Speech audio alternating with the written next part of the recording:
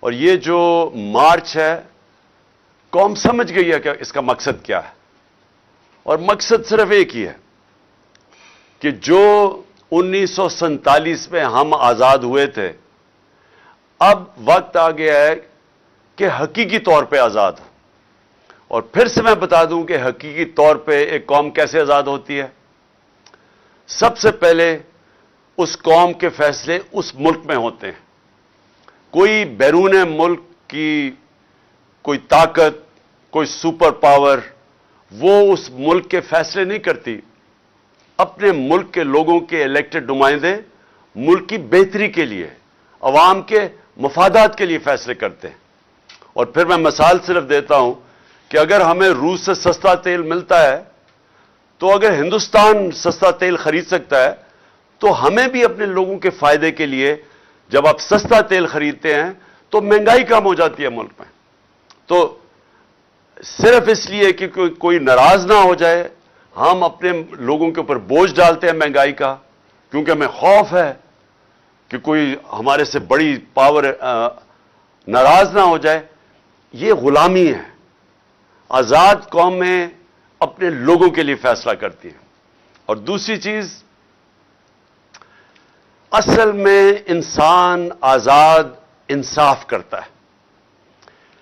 انصاف یعنی قانون، جس ملک میں قانون کی حکمرانی ہوتی ہے وہ لوگوں کو آزاد کر دیتا ہے انصاف دے کے، کیونکہ انصاف جب ملتے ہیں تو لوگوں کے حقوق مل جاتے ہیں۔ حقوق کا مطلب یہ ہے کہ ہر انسان، ہر پاکستانی، کوئی بھی طاقتور اس کے اوپر ظلم نہیں کر سکتا۔ کوئی یہ جو تھانہ، کچہری، پٹواری کی سیاست پاکستان میں اس لیے ہے کہ کیونکہ لوگوں کو نہ پٹوار خانے میں انصاف ملتا ہے، نہ تھانے میں ملتا ہے، نہ کچہریوں میں ملتا ہے، تو وہ پھر لوگوں کو ڈھونڈتے ہیں کہ وہ ایم این اے کو ڈھونڈتے ہیں، ایم پی اے کو ڈھونڈتے ہیں کہ ہماری مدد کریں ہمیں انصاف دینے کے لیے۔ کسی بھی مغربی جمہوریت کے اندر جدھر حقیقی آزادی ہے، وہاں کسی کسان کو، عوام کے نمائندے کو، مزدور کو، اس کو کوئی لوگوں کو ڈھونڈنا نہیں پڑتا کہ جا کے جب تک مجھے ایم این اے ملے گا، مجھے ایم پی نہیں ملے گا، مجھے انصاف نہیں ملے گا، کیونکہ وہاں کا جو نظام ہے وہ انصاف دیتا ہے۔ اور اسی لیے میں آپ سب کو کئی دنوں سے بتا رہا ہوں کہ کیوں پاکستانی اتنی مشکلیں کاٹ کے جاتے ہیں ملک سے باہر۔ چکوال میں تو نہیں، لیکن گجر خان کے کئی لوگ ہیں جو میں باہر ملا ہوں، یورپ میں ہیں، برطانیہ میں ہیں، وہ کیوں جاتے ہیں باہر؟ اور مشکلوں سے جاتے ہیں، کیونکہ ادھر ان کے جو ملک کا نظام ہے وہ کیونکہ وہاں انصاف ہے اور وہاں انسانوں کی حقوق کی تحفظ ہے، تو جو لوگ محنت کرتے ہیں انہیں پتہ ہے کہ ان کو محنت کا پھل ملے گا۔ یہ نہیں کہ وہاں کوئی پیسے لوگوں کو بانٹ رہا ہے، وہاں کا نظام ایسا ہے کہ جو محنت کرے گا اس کو اس کا پھل ملے گا۔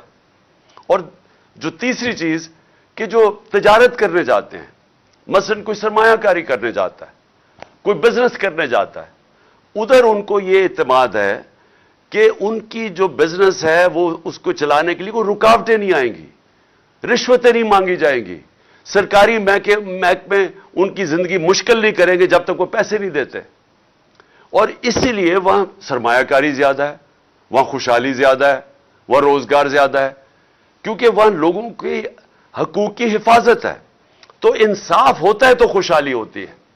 یہ آپ سب سمجھ جائیں کہ یہ جو ہماری حقیقی آزادی کی تحریک ہے، اس کا سب سے بڑا مقصد یہ لوگوں کو آزاد کرنا، انصاف دے کے، اور انصاف دے کے خوشحال کرنا، روزگار دینا، یعنی وہ ملک جدھر سرمایہ کاری شروع ہو، جدھر کارخانے لگیں، جدھر کسانوں کی مدد ہو۔